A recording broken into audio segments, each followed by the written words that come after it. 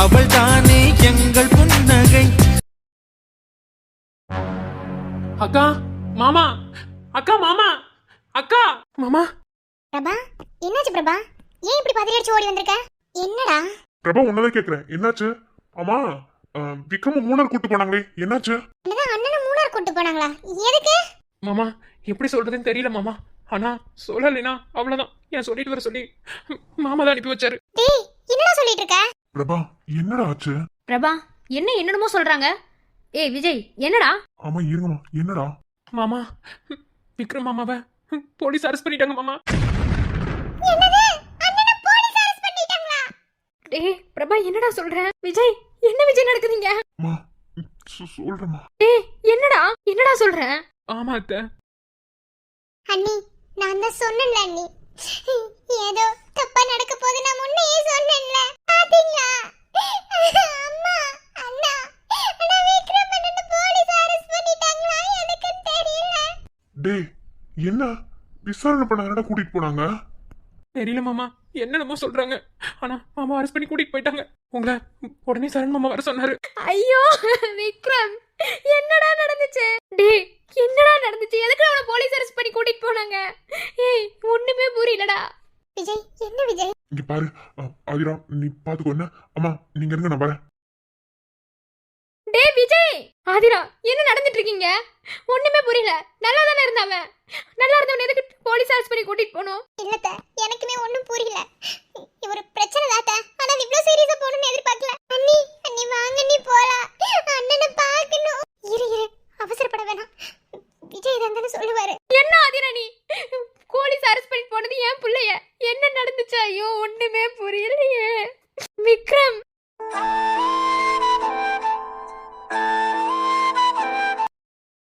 இனிமே உனக்கு தொந்தரவு பண்ண மாட்டேன் அனிதா.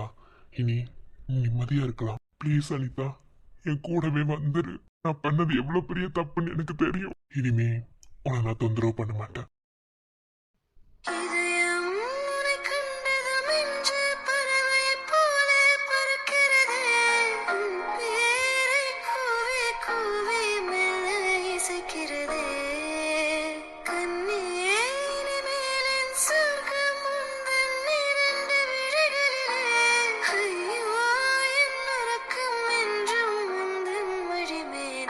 அக்கா, அக்கா எல்லாமே என்னாலதான் அக்கா. அக்கா, அக்கா நம்ம போய் சொல்லிடலாம் அக்கா. நான் போறக்க ஜெயிலுக்கு. நீ மாமா கூட இருக்கா. இன்னும் நீ மாமா கூட வாழ கூட இல்ல. ஆனா நான் அப்படி இல்ல அக்கா. ஏய், என்னடி நடக்குதுங்க? எதுக்கு சம்பந்தமே இல்லாம மாப்பிள்ளை இப்ப போலீஸ் புடிச்சிட்டு போனாங்க? சின்ன மாப்பிள்ளை, என்ன நடக்குதுங்க? அக்கா அல்லாதக்கா, மனசு உடைஞ்சு அழுதுட்டினா அடுத்து நம்மளால எதுவுமே செய்ய முடியாதுக்கா. இங்க பாரு, உனக்கு தெரியும்ல நீ தப்பு பண்ணனு. அப்புறம் ஏக்கா அழுகுற? இல்லக்கா, நீ அப்படியே தப்பு பண்ணிருந்தாலும் என்ன புடிச்சிட்டு போட்டுமே போலீஸுக்கு. மாமா ஒண்ணுமே பண்ணலக்கா. ஒரு மாமா இல்லக்கா, எனக்கு அப்பா மாதிரிக்கா. தப்பெல்லாமே என் மேலதான்.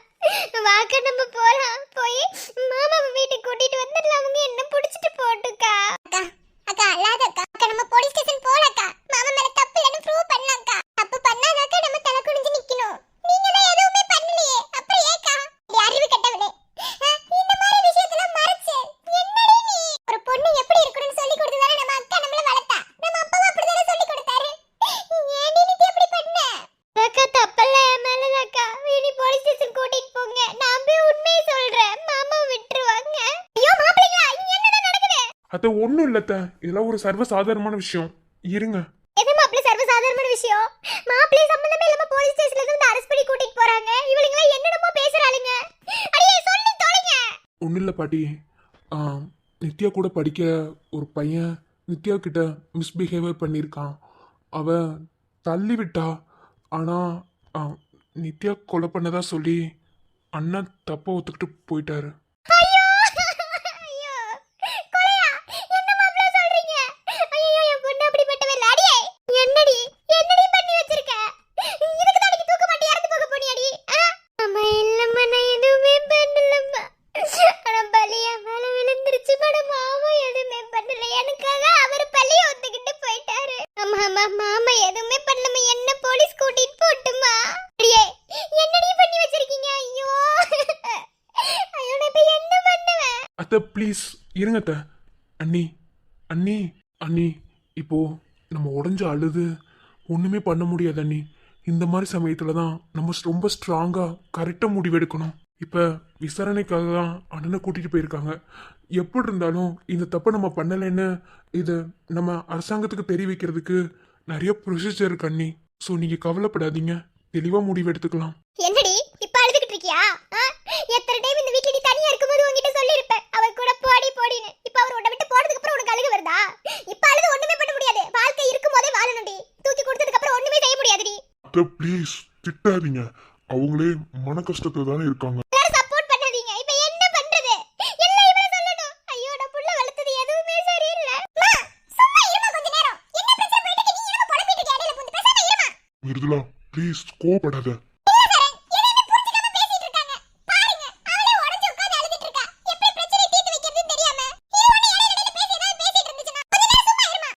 அண்ணி நமக்கு தெரியும் அண்ணி, நம்ம ஒருத்தரை கொன்னுட்டோ இல்ல அவங்களோட வாயில விழுந்து அவங்க மனசு காயப்படுறதுக்கு நம்ம காரணமா இருந்தோ நம்மளால நிம்மதியா இருக்க முடியாது அண்ணி.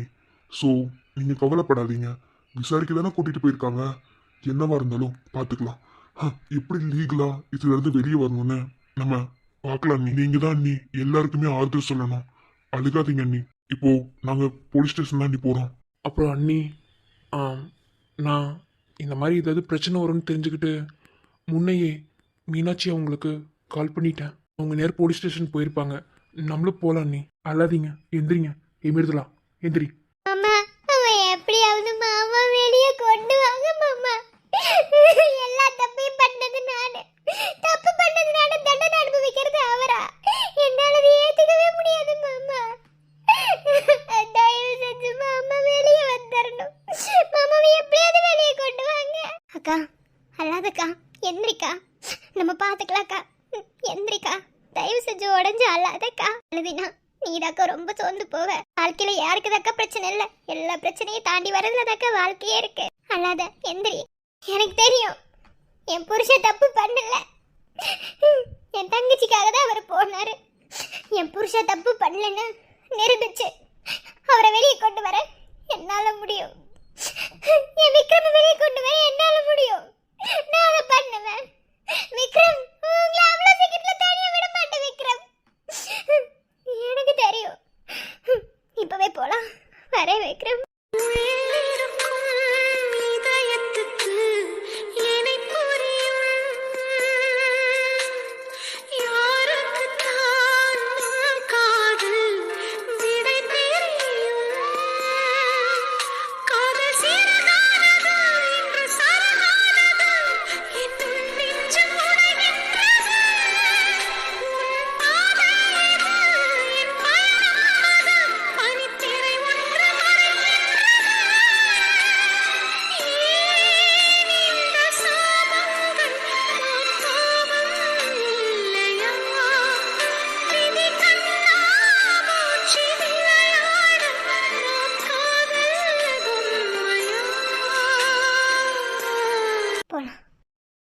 டே சரணு, அண்ணன் வந்தாருன்னா கூட்டிட்டு வேணா, நான் நீ கூட்டிட்டு கிளம்புறேன்.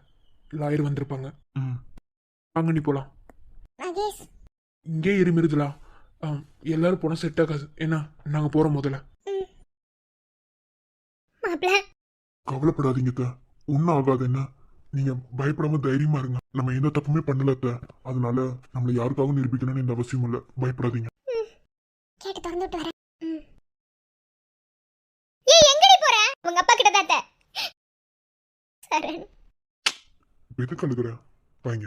பாத்தியா உங்க குடும்பமே எப்படி ஆயிடுச்சுன்னு. இங்க பாரு, அல்லாத. இப்ப ஏன் அழுதுட்டு இருக்க? இப்ப என்ன ஆச்சு? தயவு செஞ்சு அழாம அமைதியா இரு. என்ன? மாமாவை அரெஸ்ட் பண்ணிட்டு போயிட்டாங்க. அரெஸ்ட் தானே பண்ணாங்க. இப்ப என்ன பண்ணாங்க? உனக்கு புரிஞ்சுக்கோ, அவர் விசாரிக்கிறத அரெஸ்ட் பண்ணிட்டு போயிருக்காங்க. மற்றபடி அவர் ஒன்னும் குற்றவாளி கிடையாது. சரியா? நீ பயப்படாம தைரியமா இரு. உண்மையான குற்றவாளி யாரோ அவங்களுக்கு கண்டிப்பா தண்டனை கிடைக்கும். டிப்ரெஷன் ஆகக்கூடாது, அழுகக்கூடாது, ஸ்ட்ரெஸ்ஸா ஃபீல் பண்ணக்கூடாதுன்னு தான் பிரைவசி வேணும்னே இங்க வந்து உட்காந்து.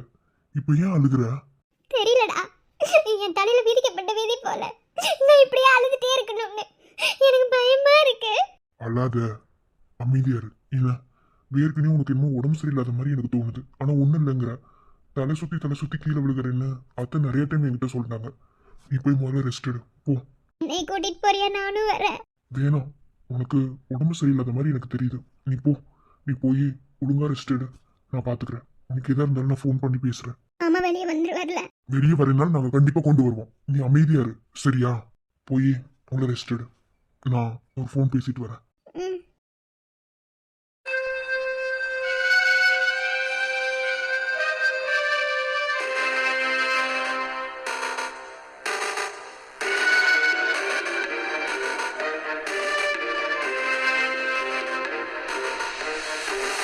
என்ன விக்ரம், என்ன சொன்னீங்க? எனக்கு இதை பத்தி எதுவும் தெரியாது அப்படின்னீங்க. ஆனா ஆதாரம் கண்டுபிடிக்கப்பட்டது உங்க மேலதான். நீங்க தான் இது கூட சம்பந்தம் பட்டிருக்கீங்க. அதாவது உங்க வீட்டு பொம்பளைங்களோட அதாவது உங்க வீட்டு பொண்ணுங்களோட செயின் அண்ட் மோதிரம் ரெண்டும் கிடைச்சிருக்கு. சரி, இப்போ இதுக்கு என்ன பதில் சொல்லுவீங்க? நீங்க என்ன கேட்கணும்னு நினைக்கிறீங்களோ கேளுங்க. இப்போ உங்ககிட்ட விசாரிக்க தான் வந்திருக்கேன். கான்ஸ்டபிள், கொஞ்ச நேரம் கேமரா ஆஃப் பண்ணு. Okay sir. இங்க பாரு விக்ரம், நான் கொஞ்சம் கூட எதிர்பார்க்கல எனக்கு இப்படி ஒரு ஆப்பர்ச்சுனிட்டியும் கிடைக்கும்னு. வினை விதைத்தவன் வினை அறுப்பான்னு சும்மாவா சொன்னாங்க? இங்க பாருங்க சார், ஒன்னு சொல்றேன். என்ன உங்களை நான் இன்ன வரைக்கும் சாருன்னு கூப்பிடுறேன்னா ஒரு போலீஸுங்கிற மதிப்பு மரியாதைனாலதான். என்ன நீங்க பண்ண வேலைக்கு உங்களுக்கு இவ்வளவு மரியாதை கொடுக்கணும் எனக்கு எந்த அவசியமும் இல்லை. ஹேய் போலீஸ், என்ன அப்ப நீ மிரட்டினா நான் சஸ்பெண்ட்ல இருந்தேன். சோ அப்ப என்ன நீ மிரட்டின, நீ பேசுறதுக்கு அக்செப்ட் பண்ண. ஆனா இப்போ இந்த சென்னை மாவட்டத்தோட இன்ஸ்பெக்டர் விஸ்வகுமார். இங்க பாரு, என் லைஃப்ல எனக்கு எவனுமே எதிரி கிடையாது. ஆனா நான் எதிரிய சம்பாரிச்சுக்கிட்டதும் கிடையவும் கிடையாது. மாதிரியா நீ ஏன் வந்து எனக்கு எதிரி ஆயிட்ட. சோ உன்னை அவ்வளவு சீக்கிரத்துல நான் விட மாட்டேன். ஒருவேளை இந்த கேஸ்ல உனக்கு சம்பந்தம் இருந்துச்சு, ஆயுள் தண்டனை தான் உனக்கு. விசாரிக்கதான் வர சொன்னீங்க. சோ விசாரணை மட்டும் பண்ணலாம். என்னமோ தப்பு பண்ண மாதிரி அப்படியே உட்கார்ந்துருக்க. இனஃப்.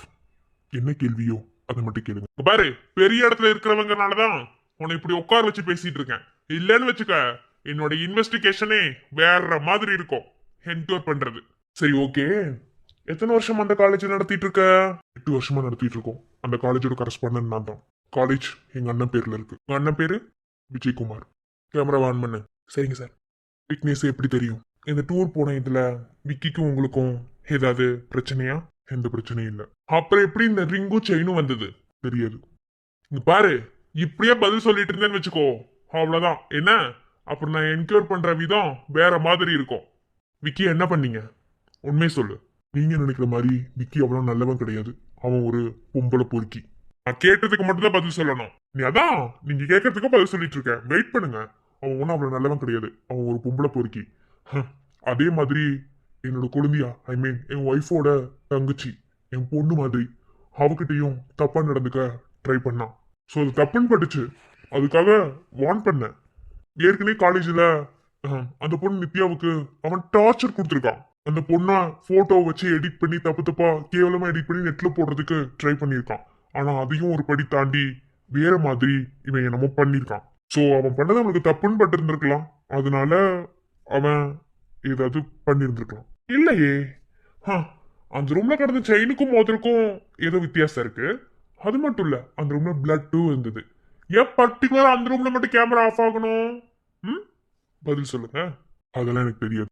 தெரியாது தெரியாது என்ன தெரியுமா அதுதான் சொல்ல முடியும். தெரியாததுக்குலாம் பதில் சொல்ல முடியாது. அவங்க அக்கா அவங்க தம்பிய அவ்வளவு யோகியமானவன் சொல்றாங்கல்ல, முதல்ல அவங்க அக்காவை கூப்பிட்டு அவங்க தம்பிக்கு என்ன பிரச்சனைன்னு விசாரிக்க சொல்லுங்க. அதுக்கப்புறம் நீங்க என்கிட்ட வந்து என்கொயர் பண்ணலாம். இனஃப். ஓன்ட்ட மட்டும்தான் நான் பேசிட்டு இருக்கேன், ஓன்ட்ட மட்டும்தான் நான் விசாரிச்சுட்டு இருக்கேன். இதுல அவங்க அக்கா பத்தி பேசுறதுக்கும் உனக்கு எந்த ரைட்ஸும் இல்லை. ஓகே? யோ, கேமரா கட் பண்ணியா? போய் ஒரு டீ வாங்கிட்டு வா. உனக்கு மட்டும் நான் ஹிந்திலேயே சொல்லணும். போய் வெளியில வேற இருந்த பாரு. Sorry sir.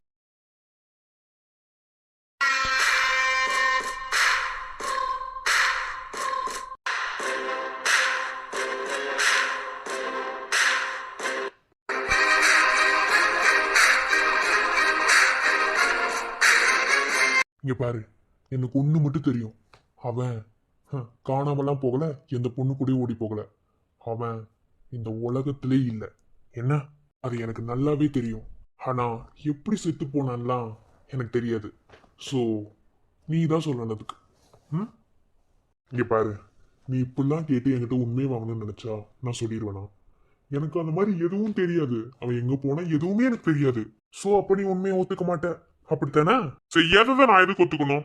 தெரியாது. இங்க பாரு, நீயா டீசெண்டா ஒத்துக்கிட்டீனா உனக்கு எந்த பிரச்சனையும் இல்லாம ஸ்மூத்தா இந்த கேஸ்ல ஹேண்டில் பண்ணுவேன். ஒத்துக்கலனா என்னோட வேற முகத்தை நீ பாப்ப. என்ன உன்ன மாதிரி லஞ்சம் வாங்கிட்டு செய்யாத குற்றத்துக்கு பழி ஒத்துக்கிட்டு போறவன் நினைச்சியா? ஏய் என்ன வாய புத்துடா. என்ன உனக்கெல்லாம் மரியாதை கொடுக்கறதே பெரிய விஷயம். என்ன உன்னையெல்லாம் மறுபடியும் டிபார்ட்மெண்ட்ல சேர்த்திருக்காங்க பத்தியோ? உன்ன மாதிரி ஆள் இருக்கிறதுனாலதான் மொத்த இருக்கிறவங்க எல்லாரும் போலீஸ்காரல கேவலமா நினைக்கிறான். அடுத்தவன் காசை வாங்கி எத்துக்கு பொழைக்கிற அப்படிப்பட்ட பொழப்பு உனக்கு எத்துக்குன்னு கேக்குறேன். ஏய் நிறுத்துடா. என்ன ஓவரா பேசிட்டே இருக்க? அப்படிதான் பேசுவேன். என்ன நீ காசு கொடுத்து அதை வாங்கிக்கிட்டு செய்யாத குற்றத்தை நான் ஒத்துக்குவேனா? அப்படிப்பட்டவன் நான் கிடையாது. என்னைக்குமே நியாயம் குற்றம் அதுதான் கரெக்டா ஜெயிக்கணுமே தவிர சம்பந்தமே இல்லாம ஒரு நிரபராதி குற்றவாளி ஆகிறதுக்கு எந்த வாய்ப்பும் இல்ல. உன்னையெல்லாம் அன்னைக்கே முடிச்சு விடாம விட்டுட்டேன். எப்படா? இங்க பாரு, என் வாழ்க்கையே எனக்கு எதிரில யாரும் கிடையாது. அன்னைக்கு நீ ஒருத்தங்கிட்ட கை நீட்டி காசு வாங்கிட்டு இருந்த. அது என்ன பொறுத்தளவுல அதை பார்க்கும்போது பிச்சை மாதிரி எனக்கு தெரிஞ்சது. அதனாலதான் நான் போய் கமிஷன் ஆபீஸ்ல கம்ப்ளைண்ட் கொடுத்தேன். மத்தபடி வேற எந்த நோக்கமும் கிடையாது. உண்மையா கஷ்டப்பட்டு உழைக்கணும். அந்த காசு தான் உறுதுணையா உழைச்சு நிக்கும். உன்ன மாதிரி லஞ்சம் வாங்குறவனுக்கிட்ட எல்லாம் ஒரு காசு உழைச்சு நிக்காது. அதனாலதான் உன் வேலை போச்சு. மறுபடியும் வந்து ஜாயின் பண்ணிட்டு நீ திருந்தவே மாட்ட. அப்படியே திருந்தணும் எனக்கு அவசியம் கிடையாது. நான் திருந்தணும் எந்த அவசியம் கிடையாது. இங்க பாரு, இது வரைக்கும் உன் மேல ஒரு பரிதாபமான ஒரு இது இருந்துச்சு. ஆனா இதுக்கு மேல எதுவும் இல்ல. என்ன என்ன இவ்வளவு தூரம் அசிங்கப்படுத்திட்டீல? வேறுக்கு எனக்கு அசிங்கம் தான். லஞ்சம் வாங்கினதுக்காக என் பொண்டாட்டி என்ன விட்டுட்டு போயிட்டா. எங்க அப்பா லஞ்சம் வாங்கினான்னு சொல்லிட்டு என் புள்ள என்ன கேவலமா நினைக்குது. மொத்தத்துல அசிங்கப்பட்டுதான் அந்த வேலையை பார்த்துக்கிட்டு இருக்கேன். அதுக்கு எல்லாத்துக்கும் காரணம் நீதான். அதை நீ வாங்கிட்டு வந்த வரும். அதுக்கு நான் ஒண்ணும் பண்ண முடியாது. திமிரு இப்ப வரைக்கும் எஃப்ஐஆர் போடணும்னு நினைக்கவே இல்லை. இந்த நிமிஷத்துல இருந்து எஃப்ஐஆர் போடுறா. நீதான் இவனை கொன்னனே எஃப்ஐஆர் போடுவேன் நானு. அப்படியா? போட்டுக்கோ.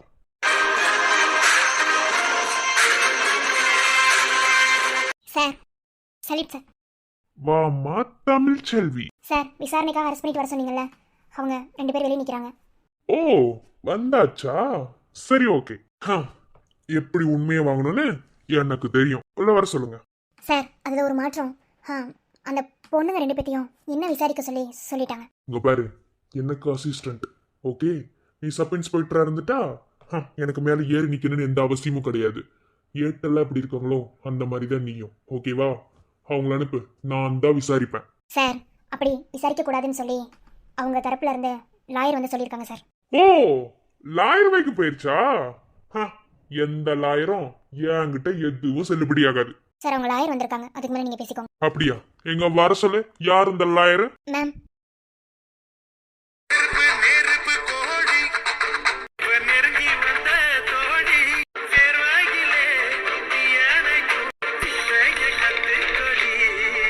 S Meenakshi, advocate. Meenakshi madam. Sir உங்க வைஃப் தான் கூட்டிட்டு வந்தாங்க. அப்படியா? ஆமா சார், வெளியே இருக்காங்க. ஓ நீங்க தானா? என்ன மேடம், விசாரணைக்கு தானே கூட்டிட்டு வந்தோம், அதுக்கே வந்து நிக்கிறீங்க? நான் எப்போ வரணும் என்ன பண்ணணும்னு சொல்றதுக்கு உங்களுக்கு உரிமை இல்லை சார். Okay, I'm advocate. என்ன அப்பாயின்மெண்ட் பண்ணிட்டாங்க, ஸோ நான் வந்துட்டேன். அது மட்டும் இல்லை, நான் அரசாங்க வைக்கல். ஓகேவா? நான் எப்போ வரணும் என்ன வரணும்னு எனக்கு கேட்கறதுக்கு யாருக்கும் உரிமை கிடையாது. ஸோ உங்களுக்கு அந்த உரிமை இல்லை. சரி, நான் தான் விசாரிக்கிறேன். நான் தான் இன்ஸ்பெக்டர். ஸோ அவங்களையும் நான் தான் விசாரிப்பேன். அதை சொல்றதுக்கு உங்களுக்கு எந்த உரிமை இல்லை மேம். சார் நீங்கள் போலீஸ் மட்டும் தான் படிச்சிருக்கீங்க, நான் சட்டம் படிச்சிருக்கேன். ஸோ பொண்ணுங்களை விசாரிக்கிறதுக்கு ஒரு மகளிர் போலீஸ் தான், அதாவது மகளிர் காவலாளி தான் விசாரிக்கணும்னு நான் கோர்ட்டில் பர்மிஷன் வாங்கியிருக்கேன். ஸோ அவங்க தான் விசாரிக்கணும். இல்லைண்ணா அதுக்கப்புறம் நீங்கள் வேணா பேசிக்கோங்க கோர்ட்டில். Okay ma'am. இதை தானே சார் நான் முன்னாடியே சொன்னேன். உங்களுக்குலாம் சிலர் வந்து சொன்னாதான் புரியும் போல. இங்க பாருங்க தமிழ்ச்செல்வி, விசாரிக்கிறதுல கோபம் பார்க்க கூடாது. எப்படி உண்மையை வாங்கணுமோ அப்படி உண்மையை வாங்கணும். எனக்கு தெரியும் சார், நீங்க இன்ஸ்பெக்டர்னா உங்களுக்கு சப் இன்ஸ்பெக்டரா இருக்கிறக்க எனக்கும் தெரியும். நீங்க போலாம். Thank you ma'am. நீங்க எதுக்கு பயந்துட்டு இருக்கீங்க? இன்ஸ்பெக்டரா இருக்கிற அவருக்கு எந்த அளவுக்கு உரிமை இருக்கோ சப் இன்ஸ்பெக்டரா இருக்க உங்களுக்கும் அதே அளவுக்கு உரிமை இருக்கு மேம். நம்ம நினைக்கிற மாதிரி அவர் இல்லை மேம். அவர் கொஞ்சம் வித்தியாசமான ஆளு. அந்த வித்தியாசத்துக்கு சட்டத்தில் இடம் இல்லை மேம். ஓகே, அப்புறம் விக்ரம் ஹவரியும் fine ma'am. I don't expect நீங்கள் இங்கே வருவீங்கன்னு. நேரம் காலம் வந்து தான் ஆகணும். எனிவே என்ன கேஸ் எல்லாத்தையும் உங்கள் ஒய்ஃப் அனிதா என்கிட்ட சொல்லியாச்சு. நீங்கள் எதை நினச்சி கவலைப்படாதீங்க. உண்மையான குற்றவாளியை கண்டுபிடிக்காம சென்னையை விட்டு போகிறதா நான் இல்லை. அப்புறம் மேம் நீங்கள் விசாரணையை ஸ்டார்ட் பண்ணலாம். Thank you ma'am. சார் நீங்கள் கொஞ்சம் வெளியே இருங்க. ம்.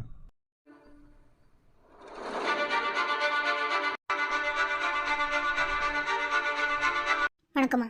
உங்கள் பேர் என்ன? பி அனிதா விக்ரம். சரி, ஓகே. இப்போ இந்த கேஸில் விசாரணைக்கு வந்திருக்கிறது உங்களோட செயின் தான். இப்போது உங்களுக்கும் விக்னேஷ்க்கும் என்ன சம்மந்தம்? நான் அந்த காலேஜில் ஒர்க் பண்ணுற லெக்சரர். விக்னேஷ் எனக்கு ஒரு ஸ்டூடெண்ட். விக்னேஷுக்கும் என் தங்கச்சி நித்யாவுக்கும் ஏதோ ப்ராப்ளம். ஆனால் அது என்ன ப்ராப்ளம்னு கரெக்டாக தெரியல. சரி, இப்போ விக்னேஷ் காணாமல் போனதுக்கும் உங்களுக்கு ஏதாவது சம்மந்தமா? இல்லை மேம், எதுவும் தெரியாது. இங்கே பாருங்கள், என்ன தெரிஞ்சாலும் என்ன பண்ணியிருந்தாலும் உண்மையை சொல்லுங்கள். குற்றவாளி தானாக உண்மையை ஒத்துக்கிட்டா கொஞ்சம் தண்டனை எல்லாம் கம்மியாக்கப்படலாம். சப்போஸ் ஒத்துக்க முடியாமல் இங்கே நிறைய ரூல்ஸ் இருக்குது, அதெல்லாம் வச்சு கண்டுபிடிச்சாங்கன்னா தண்டனைகள் அதிகமாயிரும். இல்லை மேடம், விக்னேஷ் எங்கே போனால் என்னன்னு தெரியாது. அப்புறம் எப்படி உங்கள் மோதிரம் அங்கே போச்சு? மேம், எனக்கும் என் ஹஸ்பண்டுக்கும் மிஸ் அண்டர்ஸ்டாண்டிங். 2 பேரும் ஒரே ரூமில் ஸ்டே பண்ணியிருந்தோம். பட் கொஞ்சம் அந்த குளிக்கிறதுக்கு இதுக்கெல்லாம் சிரமமாக இருக்கவும் நான் அந்த ரூமில் தான் போய் ஃபேஸ் வாஷ் பண்ணிவிட்டு வந்தேன். அப்போ ரிங் அங்கே கழட்டி வச்சுருக்கும் போது தெரியாதனமாக ரிங்கு அங்கே மிஸ் ஆகிடுச்சு. ஓ சரி, ஓகே. அப்போது நீங்கள் கடைசியாக பார்த்தது அந்த ஃபயர் கேம்பில் தான் இல்லையா? ஆமாம் மேம். அதுக்கப்புறம் நான் பார்க்கல. ஓகே, நீங்கள் போகலாம். ம்.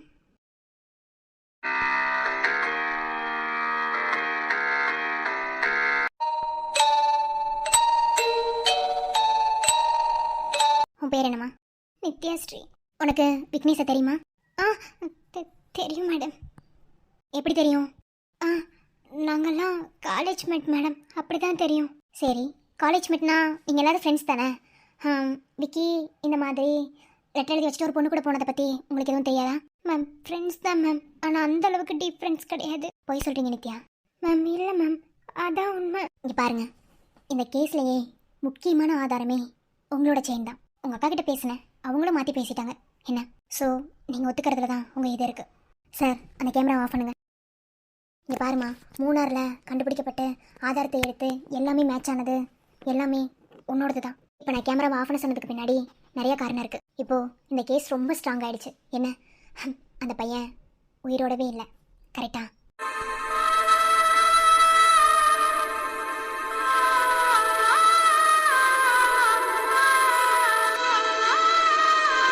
மேடம், இங்கே பாரு, நான் உங்ககிட்ட ஒரு போலீஸ்காரியாக இருந்து பேசலை. என்ன, எனக்கும் உன் ஏஜில் ஒரு பொண்ணு இருந்தா, ஆனால் இப்போ உயிரோடையே இல்லை. மேடம், நான் உங்ககிட்ட வந்து உண்மையை வாங்குறதுக்காகலாம் இதை நான் பேசலை. என்ன, என் பொண்ணும் நீ ஃபேஸ் பண்ண சேம் ப்ராப்ளத்தை தான் அவளும் ஃபேஸ் பண்ணா. ஆனால் அவள் சூசைட் பண்ணி இறந்து போயிட்டா. எனக்கு இருந்தது ஒரே ஒரு பொண்ணு தான். ஹஸ்பண்டும் கிடையாது. என் ஹஸ்பண்டும் இறந்துட்டார், என் பொண்ணும் இறந்துட்டா. நான் மட்டும் தன்னந்தனிமையாக தான் இருக்கேன். ஒரு போலீஸ்காரியாக இருந்து என் பொண்ணவே என்னால் காப்பாற்ற முடியல. ஸோ உனக்காவது ஒரு நியாயம் வாங்கி கொடுக்கணுன்ற எண்ணத்தில் தான் நான் பேசுகிறேன். தயவு செஞ்சு என்ன நடந்துச்சோ அதை என்கிட்ட சொல்லு. நீ பயப்படக்கூடாது அப்படின்றனால தான் இப்போ நான் கேமரா ஆஃப் பண்ண சொன்னேன். ஏன்னா இங்கே ரெக்கார்ட் ஆகிற ஒவ்வொரு விஷயமும் இங்கே மேல் இடத்துக்கு போகும். அதனால தான் நான் கேமரா ஆஃப் பண்ண சொன்னேன். சொல்லு. மேடம், நான் சொல்கிறேன் மேடம், ஆனால் நான் கொலைப்படல மேடம். விக்னேஷ் உயிரோட இல்லைதான், அவன் செத்து போயிட்டான். ஆனால் அவன் எப்படி செத்து போனான்னு எனக்கு தெரியாது மேடம். மேடம், விக்னேஷ் அவ்வளோ நல்லவெல்லாம் கிடையாது மேடம். உங்கள் அக்கா சொல்கிற மாதிரி அவன் ரொம்ப ரொம்ப கேவலமானவன் மேடம். என் வாழ்க்கையில் மட்டும் கிடையாது, என்ன மாதிரி நிறைய பொண்ணுங்களோட வாழ்க்கையில் விளையாடி இருக்கான். ஆனால் அவன் என்கிட்ட விளையாடுனது இல்லை அப்படின்ற அந்த ஒரு ஆயுதத்தை வச்சு அவனை நான் லவ் பண்ண மாட்டேன்னு சொன்னேன் மேடம். அதுல இருந்து இங்கே பிரச்சனை ஸ்டார்ட் ஆச்சு. கொஞ்சம் கொஞ்சமாக அந்த பிரச்சனை ஸ்டார்ட் ஆகி பெருசாயிடுச்சு மேடம். ஒரு நாள் நான் ஜூஸ் குடிச்சிட்டு இருந்தேன் மேடம் கேன்டீனில். அப்போ ஒருத்தன் என்ன கிராஸ் பண்ணி போகும்போது ஜூஸ் வச்சிருந்த ஸ்நாக்ஸ் எல்லாம் என் ட்ரெஸ் ஃபுல்லாக கொட்டி விட்டுட்டா. பார்க்க அசிங்கமா இருக்குன்னு என் ஃப்ரெண்டோட ஹாஸ்டலுக்கு போய் அவன் ட்ரெஸ்ஸை சேஞ்ச் பண்ண போனேன் மேடம். பாத்ரூம்ல கேமரா ஃபிட் பண்ணி என்ன ட்ரெஸ் எல்லாமே வீடியோ எடுத்து வச்சு அதை வச்சு என்ன பிளாக்மெயில் பண்ண மேடம். நான் எவ்வளவோ அதுல இருந்து வெளியே வர்றதுக்கு ட்ரை பண்ணேன், ஆனா என்னால முடியல மேடம். இவன் இந்த வீடியோ எடுக்கிறதுக்கு முன்னாடி என்ன தப்பா வீடியோ எடுத்து வச்சு அதை எடிட்டிங் பண்ணி நெட்ல போட்டுருவேன் மிரட்டின மேடம். ஆனா உண்மையாவே வீடியோ எடுத்து வச்சு என்ன மிரட்ட ஆரம்பிச்சுட்டா. உன்னோட ஆசைக்கு நான் அடங்கி போகலன்னா இதை நெட்ல போட்டுருவேன் என்ன மிரட்டின மேடம். எனக்கு வேற வழி தெரியல மேடம். நான் அதே மாதிரி போனேன் மேடம், இந்த டூர்ல தான் மேடம். ஆனா என் மனசாட்சி ஒத்துக்கல மேடம். அதனால வேற வழி இல்லாம அவனை பிடிச்சி தள்ளி விட்டேன் மேடம். தள்ளி விட்டதுல அவன் மண்டையில அடிபட்டான். ஆனா அப்பெல்லாம் உயிர் இருந்துச்சு மேடம். ஆனா வாயில நுர தள்ளி தான் மேடம் அவன் இறந்து போனா. அவனை நான் கொல்லல மேடம். என் பொண்ணுக்கு நடந்த விஷயம் தான் உனக்கும் நடந்திருக்கு. ஆனா என் பொண்ணுக்கு என்னால் நீதி வாங்கி கொடுக்க முடியல. உனக்கு அது நீதி வாங்கி கொடுக்கணும்னு நினைக்கிறேன். ஆனா இருக்கான இன்ஸ்பெக்டர், இவனை வச்சுட்டு ஒண்ணுமே பண்ண முடியாது. அவனை நீ கொல்லலைங்கிறது உனக்கு தெரியும், இப்போ என்கிட்டயே சொல்லிட்ட. ஆனா இதை கோர்ட்டு வரைக்கும் எடுத்துட்டு போயிட்டு ஜட்ஜு முன்னாடி நிரூபிக்க முடியாதுமா. ஏன்னா அவங்க சைடு ஆதாரம் ரொம்ப ஸ்ட்ராங்கா இருக்கு. மேடம், நீங்க எனக்கு உதவி செய்யறேன்னு சொன்னதுனால தான் நான் சொன்னேன். நான் கொலையே பண்ணல மேடம். அவன் எப்படி செத்து போனானே தெரியாது மேடம். சரி, ஓகே, இங்க பாரு, நான் ஒன்று தான் உங்ககிட்ட சொல்லுவேன். என்ன, இப்போதைக்கு இந்த கொலையை நீ ஒத்துக்கிட்டு நீ சரண்டர் ஆக. இந்த கொலையை நீ பண்ணலைன்னு கண்டிப்பா ஏதாவது ஒரு ரூபத்துல உனக்கு வெற்றி கிடைக்கும். இல்ல மேடம், நான் ஒத்துக்கிட்டேன். என் மாமாவை அரெஸ்ட் பண்ணி கொன்னுடுவாங்க மேடம். நான் அவனை கொலையே பண்ணலையே. நான் கொலை பண்ணாம எப்படி மேடம் ஒத்துக்கிறது? நீ கொலை பண்ணலன்னு உனக்கு தெரியுமா? ஆனா அதை சட்டத்துக்கு ஆதாரத்தோட தான் நிரூபிக்க முடியும். இப்போ நீ அவனை கொலை பண்ணலைங்கிறதுக்கு உங்ககிட்ட ஏதாவது ஆதாரம் இருக்கா? ஆனா நீ அவனை கொலை பண்ணங்கிறதுக்காக ஆதாரம் இவங்க நிறைய வச்சிருக்காங்க. அது மட்டும் இல்லாமல் இன்ஸ்பெக்டர் லேசுப்பட்டவனே கிடையாதுமா. மேடம், என்கிட்ட எந்த ஆதாரமும் இல்லை. ஆனா என் மாமாவை ஏதாவது பண்ணிடுவாங்க மேடம். இங்க பாருமா, உனக்கு வேற வழியே கிடையாது. கண்டிப்பா நீ ஒத்துக்கிட்டு தான் ஆகணும். இப்போதைக்கு இந்த கொலையை நீ தான் பண்ணேன்னு ஒத்துக்கிட்டீங்கன்னா கண்டிப்பா உன் நல்ல மனசுக்கு இந்த கொலையை நீ பண்ணலைங்கிறத நிரூபிச்சு உன்னால் வெளியே வர முடியும். கோர்ட்டில் ஆதாரம் மட்டும்தாம ஜெயிக்கும். மற்றபடி வாய் சொல்லலாம் யாருனாலும் எதையும் பண்ண முடியாது. இதை போய் நீ குற்றவாளி கொண்டுல போய் நின்று சொன்னாலும் சஜ்ஜை ஏற்றுக்க மாட்டாங்க. உடனே சொல்கிற ஒரே வார்த்தை, எந்த தப்பு பண்ண வந்தால் உண்மையை ஒத்துக்க போகிறான் அப்படின்னு கேட்டு முடிச்சிருவாங்க. ஒத்துக்கோ, உனக்காக இந்த தண்டனை அனுபவிக்க போகிறது உன் மாமா தான். ஏன்னா ஒன்று அனுபவிக்க விட்டு அவர் வேடிக்கை பார்க்க மாட்டார். எப்படி மேடம் பண்ணாத ஒரு தப்பு பண்ணேன்னு ஒத்துக்கிறது? ஆனால் நீ தான் கொன்னேங்கிறதுக்காக அவங்க ஆதாரம் வச்சுருக்காங்க. இப்போ நீ இந்த உண்மையை ஒத்துக்கிட்டீங்கன்னா அவனை புதைச்ச இடத்துல போய் அவனை தோண்டி அவனை திரும்ப போஸ்ட்மார்ட்டம் பண்ணும்போது அந்த ரிப்போர்ட்டில் தெரியும் அவன் எப்படி செத்து போனான்னு. எப்படியாவது நீ தப்பிக்கிறதுக்கு உனக்கு ஒரு வாய்ப்பு கிடைக்கும். நீ நிரபராதின்னு சொல்கிறதுக்கு இந்த பிரபஞ்சம் கண்டிப்பாக உனக்கு உறுதுணையாக இருக்கும். நீ இப்போ ஒத்துக்கலைன்னா கடைசி வரைக்கும் உன்னால் தப்பிக்க முடியாது. அடுத்தடுத்துன்னு கேஸ் வாய்தால தான் போகுமே தவிர ஒன்றும் பண்ண முடியாது. இப்போ கேஸ் அவ்வளோ ஸ்ட்ராங்காக இருக்குது. இப்போ நீ உண்மையை ஒத்துக்கிட்டா எஃப்ஐஆர் ஃபைல் காப்பி பண்ணி அடுத்த கட்ட நடவடிக்கை கேஸ் கோர்ட்டுக்கு போகும். என்ன சொல்கிற? உண்மையான குற்றவாளியை கண்டுபிடிக்க முடியுமா மேடம்? நான் தான் சொன்னேன்லம்மா, நம்ம தப்பு பண்ணலனா நம்ம என்றைக்குமே மாட்டிக்க மாட்டோம். உண்மையான குற்றவாளியை தப்பிக்க விட்டுட்டு நம்ம அதில் போய் எப்போதுமே மாட்டிக்க மாட்டோம். கண்டிப்பாக காட் உனக்கு ஹெல்ப் பண்ணுவார். நானும் நம்புகிறேன். நீ கொலை பண்ணலன்னு நான் நம்புகிறேம்மா. எந்த போலீஸாவது இப்படி பேசுவாங்களான்னு எனக்கு தெரியல மேடம். என்னை எப்படியாவது இந்த பிரச்சனையிலேருந்து காப்பாற்றி வெளியே கூட்டிகிட்டு வந்துட்டா மட்டும் போதும் மேடம். நீங்கள் சொன்னதுக்காக இப்போ நான் ஒத்துக்கிறேன். ரொம்ப தேங்க்ஸ்மா. அண்ணா, கேமரா ஆன் பண்ணுங்க. மேம், என்னாச்சு? ஒன்றும் கவலைப்படாதீங்க. இப்போதைக்கு விசாரணை தான் போயிட்டுருக்கு. விசாரித்து உண்மையை கண்டுபிடிச்சா எஃப்ஐஆர் ஃபைல் பண்ணுவாங்க. அதுக்கப்புறம் அதை கோர்ட்டுக்கு எடுத்துகிட்டு போவாங்க. அதுக்கப்புறம் தான் எனக்கான வேலையே இருக்குது. மேம், எங்கள் அண்ணனை பற்றி உங்களுக்கு நல்லாவே தெரியும். அப்படிப்பட்டவர் கிடையாது. ஆனால் தற்காப்புக்காக ஒரு பொண்ணு இப்படி பண்ணியிருக்கா. ஆனால் அவள் கொலை பண்ணலை. உண்மையாகவே அவனை கொலை பண்ணது யாருன்னு தெரியல மேடம். இதுலேருந்து ஈஸியாக வர முடியாத மேடம். மகேஷ், உங்களுக்கு நான் எப்படி சொல்லி புரிய வைக்கிறது? அதாவது அவங்க கொலை பண்ணலைங்கிறது உங்களுக்கு தெரியும், எனக்கு தெரியும். உங்ககிட்ட நிரூபிக்க முடியும், என்கிட்ட நிரூபிக்க முடியும். ஆனால் கோர்ட்டில் அப்படி கிடையாது. ஆதாரம் மட்டும்தான் அங்கே பேசும். ஆதாரம் இருந்தால் கோர்ட்டில் கேஸே நடக்குமே தவிர மற்றபடி வேறு ஒன்றும் இல்லை. சும்மா பேசிகிட்டு இருக்கிறதுக்கு கோர்ட்டில் இடம் இல்லை. ஆனால் எப்படி இருந்தாலும் உண்மையான குற்றவாளியை கண்டுபிடிச்சி கொடுக்காம இங்கேருந்து நான் போகிறதா இல்லை. மேடம், உங்ககிட்ட வந்தா கண்டிப்பா ஏதாவது ஒரு பலன் கிடைக்கும் தான் உங்களை தேடி வந்தோம். அண்ணி சொன்னாங்க மேடம், அதனால தான் உங்ககிட்ட இவ்வளோ தூரம் மண்டாடுறோம். வாங்க, என்ன நினைச்சுக்கிட்டீங்க? அதெல்லாம் பயப்படாதீங்க. என் பொண்டாட்டிட்டு வந்து சில கேஸ் எப்படி ஜெயிச்சு காட்டுறான்னு மட்டும் பாருங்க, பொறுத்திருந்து பாருங்க. புருஷர் சத்த வாய் புத்திரீலா? நான் உனக்கு நல்லது சொல்லி கொடுத்தேன். நல்லா தீய வச்சு போட முடி, பேசாம இருந்து. தப்பே பண்ணாம தண்டனை அனுபவிக்கிறது ரொம்ப கொடுமையான விஷயம் இல்லை மேடம். நான் தான் சொன்னேன்ல, எப்படி இருந்தாலும் இதுக்குள்ள ஏதாவது ஒரு சதி வேலை இருக்கும். இப்போ நான் இந்த பையனோட அக்காவை பார்க்கணுமே, எங்க அவங்க? இங்கதான் மேடம், உள்ள இருக்காங்க. அவங்கள பார்த்து பேசணும். கவலைப்படாதீங்க, நான் இருக்கேன். கண்டிப்பா நியாயம் தான் ஜெயிக்கும். உங்களை தான் மேடம் நம்புகிறோம். மீனாட்சி நம்பிக்கையில கண்டிப்பா வெற்றி நமக்கு. கவலைப்படாதீங்க, தைரியமா இருங்க. எனக்கும் சில விஷயங்கள சில ஆதாரங்கள்லாம் தேவைப்படுது. அதாவது இந்த விக்னேஷ்க்கும் நம்ம வீட்டு பொண்ணு நித்யாவுக்கும் ஏதாவது பிரச்சனை அந்த மாதிரி ஏதாவது இருக்கும்ல, அவங்க அந்த பொண்ணு உங்ககிட்ட சொன்னது இல்லை, ஏதாவது காலேஜில் சிசிடிவி ஃபுட்டேஜ் இதெல்லாம் எனக்கு கொஞ்சம் தேவைப்படுது. மேடம், கண்டிப்பா நாங்க எல்லாத்தையும் உங்களுக்கு தரோம். முதல்ல அதை பற்றி நம்ம டீட்டெயில்ஸாக பேசணும், வாங்க.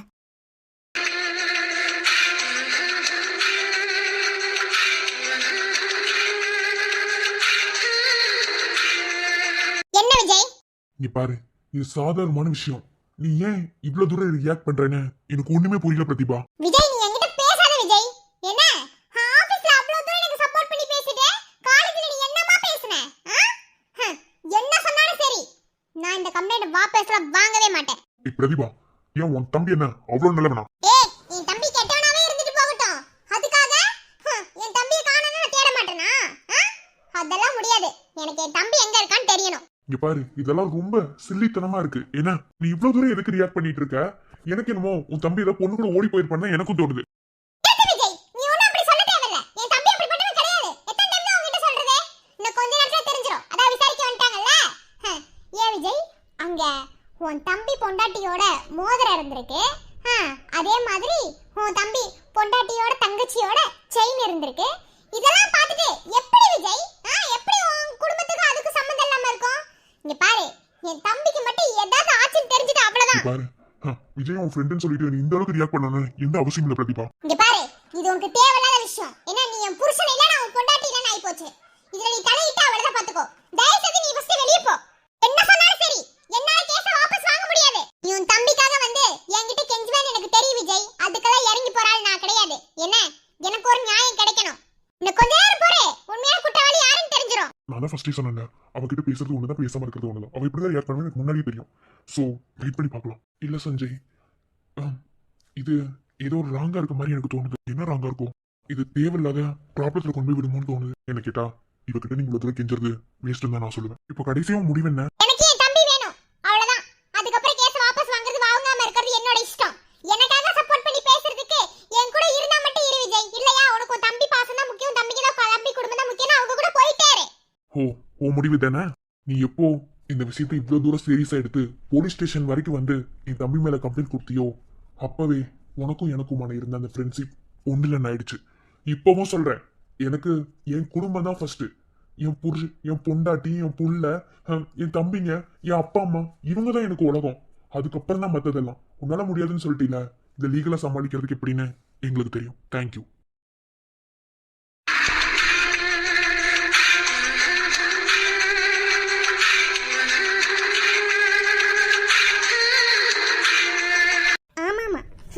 உனக்கு உன் தம்பி ஃபேமிலி தானே முக்கியம், நாள ரெண்டாம் பட்சம் தானே. என்ன ஆனாலும் சரி, உன் தம்பிக்கு தண்டனை வாங்கி கொடுக்காம ஓய மாட்டேன் அந்த பிரதிபா. உன் மனசாட்சி திட்டு சொல்லு, உன் தம்பி என்ன அவ்வளவு நல்லவனா? நீ எவ்வளவு கேடு கட்டவளா இருக்கும் போது உன் தம்பி மட்டும் நல்லவனாடி? இதுல நீ தலையிடாதுன்னு சொல்லிட்டு சஞ்சய். என்ன, நான் தான் அன்னைக்கு சொல்லிட்டேன்ல, நீ நானும் யார் யாரோன்னு. என்னமோ எனக்கு புருஷங்கிற மாதிரி வந்து பேசிட்டு இருக்க. எனக்கு புருஷனா இருக்கும்போது நீ ஒன்னும் உருப்படியா இல்ல, இப்ப மட்டும் உருப்படியா இருக்கிற மாதிரி வந்து நடிக்கிறியா? நீ எல்லாம் உருப்படவே மாட்ட. என்ன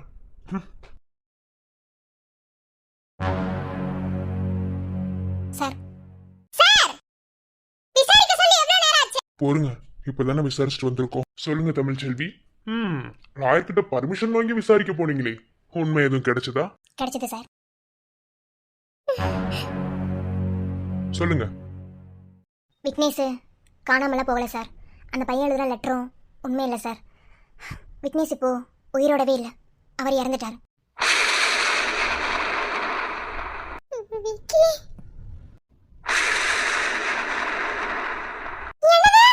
கொஞ்ச நேரம் இருங்க, கொஞ்ச நேரம் இருங்கம்மா, இது போலீஸ் ஸ்டேஷன். சார், அந்த பொண்ணுகிட்ட இவர் தப்பா நடந்துக்க ட்ரை பண்ணியிருக்காரு. வேற வழி இல்லாம இவங்க தான் கொலை பண்ணதா ஒத்துக்கிட்டாங்க.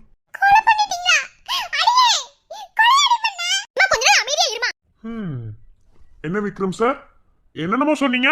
ஏமா நீ தான் கொலை பண்ணியா? நான் தான் சொன்னேன்ல விக்ரம் சார், எப்படி இருந்தாலும் மாட்டிக்குவோன்னு.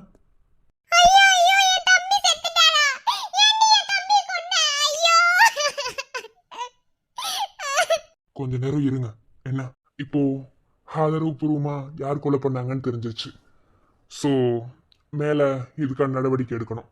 ஏமா இப்போ நீ மூணாருக்கு வா, எங்க புதைச்ச எல்லாத்தையும் சொல்லு, பாடி எடுத்து போஸ்ட்மார்ட்டம் பண்ணணும். பரவாயில்ல தமிழ்ச்செல்வி, பிரில்லியன்ட் தான். சார் நான் தான் சார் கொலை பண்ணேன். என் மாமாவை விட்டுருங்க சார். என்ன அரெஸ்ட் பண்ணீங்க, என்ன வேணும்னாலும் பண்ணுங்க சார். மாமா வேணாம் மாமா, எனக்கு வேற வழி தெரியல மாமா. உண்மையை ஒத்துக்கிட்டேன். நம்ம உண்மையை ஒத்துக்கலனால திரும்ப திரும்ப நம்ம நோண்டி நம்மள அடிச்சு சாவடிக்கிறதுக்கு உண்மையை ஒத்துக்கலன்னு ஒத்துக்கிட்டேன் மாமா. தப்பே பண்ணலடா. எனக்கு வேற வழி தெரியல மாமா. மாமா நான் ஜெயிலுக்கு போய்க்கிறேன் மாமா. நீங்க வெளியே போக மாமா. நான் இன்னுமே வாழ்க்கையை வாழல மாமா. நீங்க கல்யாணம் பண்ணி என் அக்காவை பிரிஞ்சிருக்கீங்க. என் அக்காவை நதிய விட்டுறாதீங்க மாமா. நீ வாழ வேண்டிய பொண்ணு. எனக்கு வாழ்க்கை போனது பிரச்சனை இல்லை, நான் பாத்துக்கிறேன். கான்ஸ்டபிள், அவரை பிடிச்சி லாக்கப்ல போடுங்க. அப்புறம் தமிழ்ச்செல்வி, அவர் மேல எஃப்ஐஆர் ஃபைல் பண்ணுங்க. உங்க தம்பியோட பாடிய இப்ப தோண்டி எடுத்து போஸ்ட்மார்ட்டம் பண்ண போறோம். அதுல உண்மை தெரிஞ்சிடும். என்ன லாயர் மேடம், இப்ப என்ன சொல்றீங்க? நீங்க உங்க வேலையை செய்யுங்க சார், எனக்கு எந்த பிரச்சனையும் இல்லை. தாராளமா எஃப்ஐஆர் ஃபைல் பண்ணுங்க. அடுத்து கோர்ட்ல தானே, அங்க சந்திப்போம். அப்புறம் அவர் பெரிய இடத்து ஆளுங்கிறதுக்காக இதை நான் சொல்லலை. அவர் மேலே எந்த துன்புறுத்தலும் படி ஒரு அடி கூட அடிக்கக்கூடாது. இதுக்கு நான் கோர்ட்ல இருந்து பெட்டிஷன் வாங்கிட்டு வந்திருக்கேன். அதுக்கான ஃபைல் உங்க டேபிள்ல இருக்கு. Okay madam. சரி, அவர் லாக்கப்ல தள்ளுங்க. மாமா மாமா நீங்க கவலைப்படாதீங்க மாமா. நான் கண்டிப்பா எப்படியாவது உங்களை வெளியே கொண்டு வந்துடுவோம். சாரி மாமா, என்னால உங்களுக்கு எவ்வளவு பெரிய அவமானம். மன்னிச்சிடுங்க மாமா. டேய், அதெல்லாம் ஒண்ணும் இல்லை. இது மாமா எதிர்பார்த்ததுதான். நம்ம தப்பு பண்ணடா. கவலைப்படாத, தைரியமா இருக்கணும். என்ன சரியா?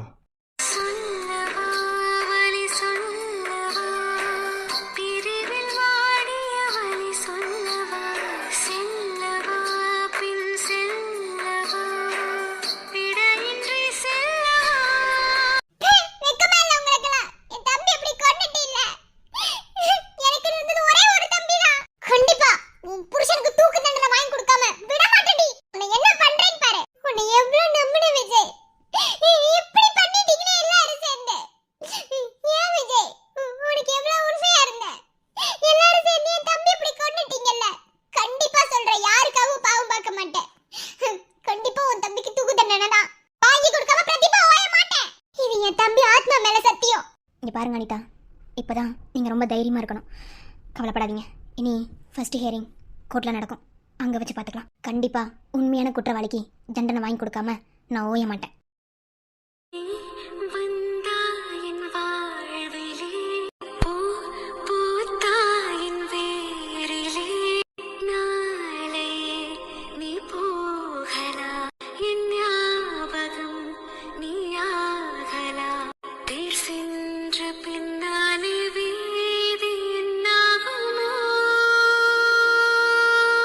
இப்ப ஏன் அழுகுற? இதெல்லாம் நான் எதிர்பார்த்ததான். நான் முன்னே சொன்ன மாதிரி தான். என்ன கவலைப்படாத, கண்டிப்பா குற்றவாளி அவ்வளவு சீக்கிரத்துல தப்பிக்க முடியாது. நீ பயப்படாத. என்ன அண்ணா,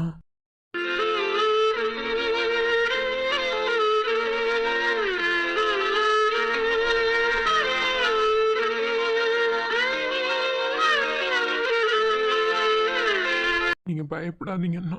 டே விக்ரம், நீ பயப்படாம தைரியமா இருடா. கண்டிப்பா இந்த கேஸ்ல நம்ம தாண்டா ஜெயிப்போம். இதெல்லாம் ரொம்ப புதுசா இருக்குண்ணா. ஆனா நீங்க தைரியமா இருங்கண்ணா. கண்டிப்பா நம்ம பக்கம் தானே நியாயம் வரும். நம்ம தப்பே பண்ணலண்ணா. இது வரைக்கும் இப்படி ஒரு சூழல்லாம் வரும்னு எதிர்பார்க்கலடா.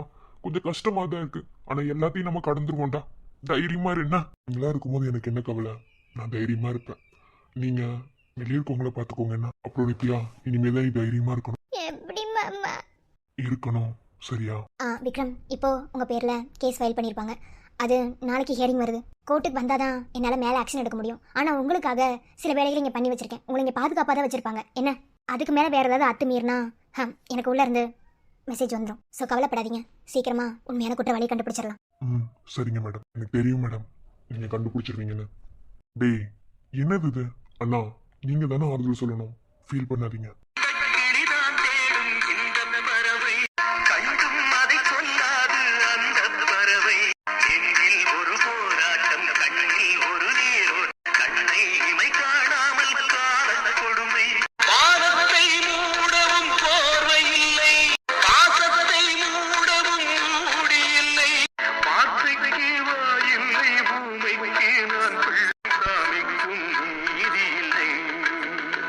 சேஃபா இரு. கவலைப்படாத. எங்க இருந்தாலும் உன்னை தான் நினைச்சிட்டு இருப்பேன். அல்லாதடி.